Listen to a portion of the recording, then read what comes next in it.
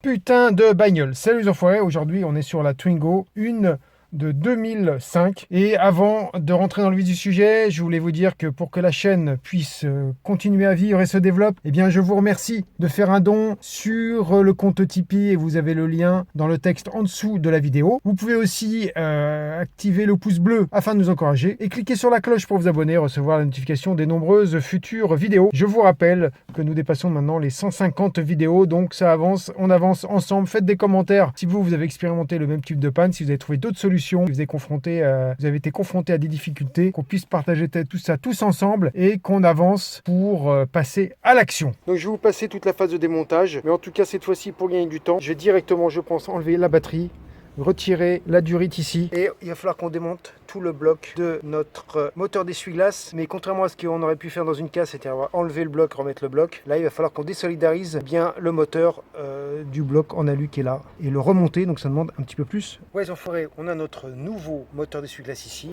on a l'ancien ici. Donc il faut qu'on fasse l'échange. Ici j'ai un câble, je ne sais pas trop à quoi il sert puisque j'ai fait un test. Le câble qu'il y a déjà sur la voiture est ici et apparemment ça semble rentrer. Hein. Ça semble s'adapter avec le trou. J'espère que ça c'est bon, que c'est la bonne connectique. Maintenant, et c'est là où vous voyez que d'origine c'est Valeo, il faut qu'on retire notre moteur qui est d'ailleurs assez propre.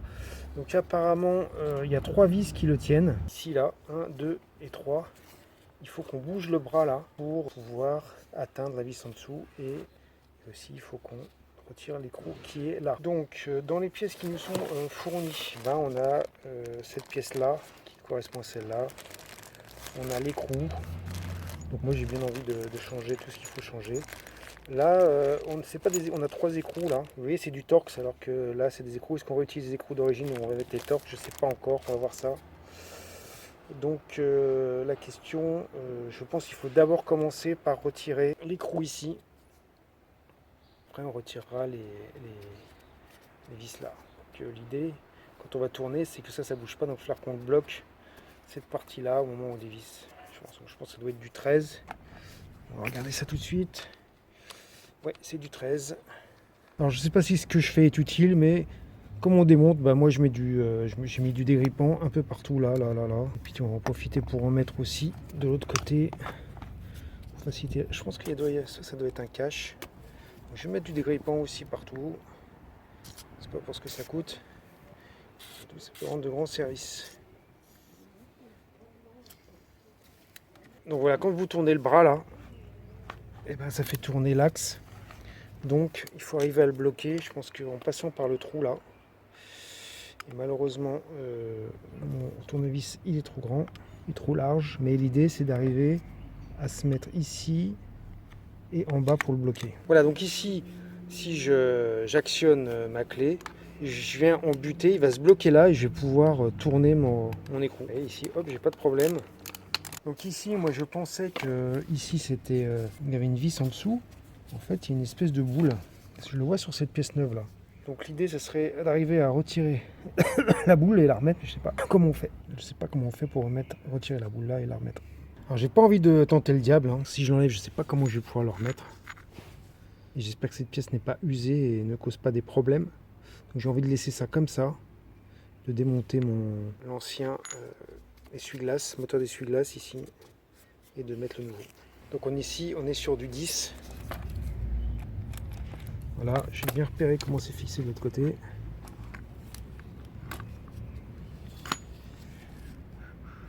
Comme ça. Tac, tac. Donc, je vais positionner mon moteur. Là, j'ai positionné mon moteur neuf de la même façon que l'autre. Pour pas perdre de temps au remontage. Ouais les amis, donc je voulais monter les nouvelles vis. Je me suis rendu compte que c'était du Torx et que je n'avais pas pris les Torx avec moi. Donc j'ai décidé d'essayer en remontant les vis d'origine, les écrous d'origine. Bon, ça n'a pas posé de difficulté, c'est les mêmes dimensions, fort heureusement. Maintenant, je vais remonter l'écrou ici. Donc soit je mets celui d'origine, celui-là, soit je monte celui qui est fourni avec. C'est peut-être ce que je vais faire, parce qu'il a un petit débord que n'a pas l'autre. c'est parti. Voilà, donc on a remonté notre moteur, on a notre écrou qui est remonté ici. J'aurais bien aimé changer cette partie là, mais comme je vous ai dit, j'ai un peu peur que c'est compliqué à enlever et à remettre. En espérant que c'est pas une pièce qui prend trop de jeu et qui potentiellement causer un problème sur la voiture.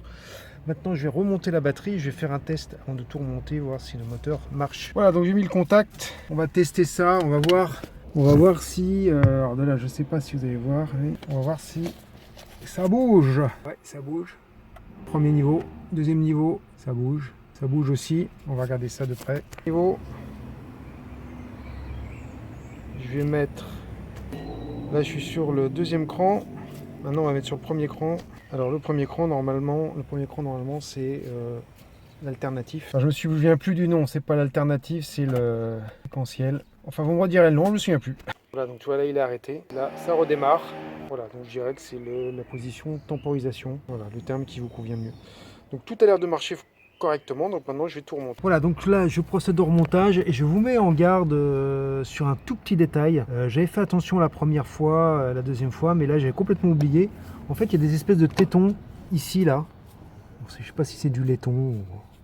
Et j'ai entendu tout à l'heure un petit clonk, donc j'ai vu qu'il était tombé, j'ai réussi à le récupérer. Bon, grâce à mon magique aimant magnétique, il était tombé dans le coin là-bas, je l'ai vu tout de suite, j'ai eu du bol. Mais je me rends compte qu'en fait il manque celui du bas, ici. Donc j'ai dû le faire tomber aussi quand, je pense pas que ce soit aujourd'hui, ça va être une autre fois. Et là vous voyez là, on a bien un téton ici là, en métal. Donc j'essaierai peut-être d'en récupérer un dans une casse, on verra. Je sais pas si c'est élémentaire, mais bon, faut mieux éviter qu'il y ait des pièces qui se baladent dans le moteur. Là j'ai cherché un petit peu mais je ne trouve pas. Donc on va remonter comme ça. Pour les enfoirés, donc on a remis la vis en haut. En mettant la vis en bas, et là où il manque aussi mon téton, j'ai perdu l'écrou. C'est tombé dans le moteur, voilà, donc c'est pas la première fois que ça m'arrive. Donc j'ai essayé de regarder avec Clément, regarder en dessous. Sauf qu'en dessous, on a un cache, donc il faudrait éventuellement que je démonte le cache en dessous pour récupérer la vis. Je vais vous faire attention. Souvent, je pense que vous est déjà arrivé aussi, ça vous échappe des mains et clac. Bon, donc on va remonter ça comme ça va tenir sur deux écrous, je pense que ça devrait aller. Et puis quand j'irai dans une case, je récupérerai un écrou et puis je revisserai pour que ça tienne parfaitement, donc celui-ci. J'ai bien serré de deux vis en haut et là, et je trouve que ça bouge quand même pas mal. Donc j'ai envie d'essayer d'un truc. Ici vous avez vu qu'on a la vis de maintien du liquide de lave-glace. Donc en attendant de retrouver l'écrou, cette fois-ci je vais essayer de ne pas le perdre, hein. Je vais mettre l'écrou qui n'est pas tout à fait identique mais qui est quand même, je pense, de la même taille pour maintenir la structure qui soutient le moteur de lave-glace, qui soutient le moteur d'essuie-glace. Je pense que c'est plus raisonnable, sinon ça risque avec les mouvements de bouger trop. Regardez là, ça bouge quand même. C'est pas rassurant. Alors, malheureusement, j'arrive pas à visser cette vis là, parce qu'elle n'est pas tout à fait pareille, même si l'embout semble être identique. Celui la pointe qui sort semble identique, et pourtant j'arrive pas à le rentrer dedans. Donc on va remonter ça comme ça. Ça m'ennuie parce que si ça bouge trop, ça risque de causer des problèmes avec l'essuie-glace. Enfin, on va faire un test, on va voir. Et voilà les enfoirés, maintenant qu'on a tout remonté, on va faire un petit test. Je vais mettre du lave-glace pour que les essuie-glaces coulissent. Ça ne marche pas. Voilà les enfoirés, on a tout remonté, on va faire un essai. Je vais me mettre en intermittent. Vous avez vu à quel niveau est mon essuie-glace. Donc là il se baisse. Et il va pas remonter, je mets en 2, en 3, il reste bloqué. Pourquoi? Quand j'ai remonté l'essuie-glace, il y a quelque chose à laquelle j'ai pas fait attention, et c'est en regardant la vidéo qui a été faite par Valeo, vous avez le lien en dessous de la vidéo. En fait, pour notre moteur d'essuie-glace et l'essuie-glace, il y a un point 0 qu'il faut respecter avant de remonter l'essuie-glace. J'espère que le problème vient de là. Donc ici, on a notre barrette là, en métal. Donc il s'agit de cette barrette là, donc qui est dans cette position actuellement comme ça. En fait, il faut que notre barrette en métal, elle soit alignée sur la barre du haut, alors que là, on est perpendiculaire. Donc j'espère que je vais pouvoir l'aligner sans tout démonter. Et peut-être que je vais être obligé, de toute façon, de démonter mon essuie-glace pour le serrer au moment où les deux barres seront bien comme ceci, donc vraiment l'une sur l'autre. Donc là j'ai dévissé un petit peu avec du 13, ça passe avec la clé plate mais ça passe pas avec la douille. J'ai aligné donc nos deux barres, sauf qu'elles doivent être alignées dans l'autre sens. Ça doit être au-dessus de là, mais de ce côté-là. Et j'ai pu le faire en bougeant mon essuie-glace. Vous voyez que l'essuie-glace il est quasiment perpendiculaire, donc il n'est pas à la bonne taille, il n'est pas à la bonne place. Donc ici je suis en butée et ici je suis perpendiculaire, donc ça veut dire que je ne peux pas aller plus bas, donc je ne vais pas pouvoir avoir la barre du haut au-dessus de la barre du bas. Donc ça m'oblige à démonter notre essuie-glace parce qu'il m'empêche de faire le mouvement, à savoir le mouvement dans ce sens-là. Là, ça bougera plus, c'est bloqué. Donc, comme vous voyez, bon, on a démonté notre essuie-glace. Hein. On a aligné le haut et le bas. On a un écrou. Le problème, c'est que si l'écrou est serré, c'est impossible de... Moi, j'arrivais pas à bouger la pièce. Donc, j'étais obligé de le desserrer. Et une fois que vous l'avez desserré, aligné, après, il faut arriver à resserrer l'écrou, ce qui n'est pas évident, parce qu'il faut arriver à passer avec la clé plate. Donc, ici, vous avez un peu de prise. Ici, vous avez un peu de prise, mais...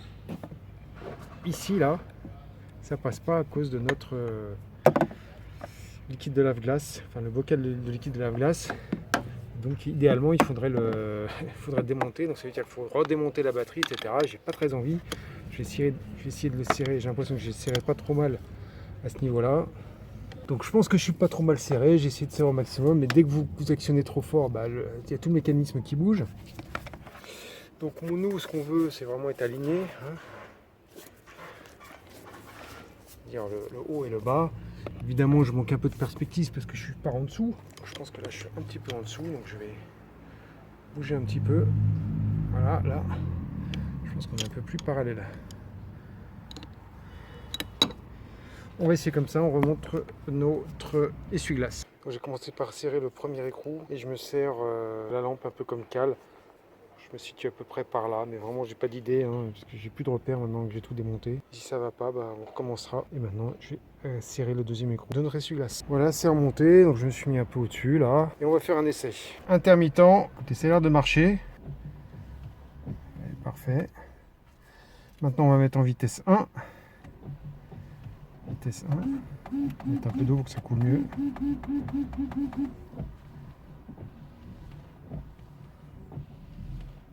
Là ça marche. Vitesse 2. C'est plus rapide. Alors ce que j'ai envie de faire, c'est que je trouve que ça arrive pas assez à gauche. Donc j'ai envie de le remonter un petit peu. Maintenant on va arrêter, on va voir s'il revient tout seul à la base. Maintenant je l'arrête, je le mets en 2, je le mets en 1. Intermittent. Là, il s'est arrêté. Maintenant je vais le mettre en vitesse 2. Je le mets en vitesse 0 et voilà, il revient. Vitesse 2, j'arrête tout, il se remet bien, voilà. Deuxième essai les amis, en position, voilà.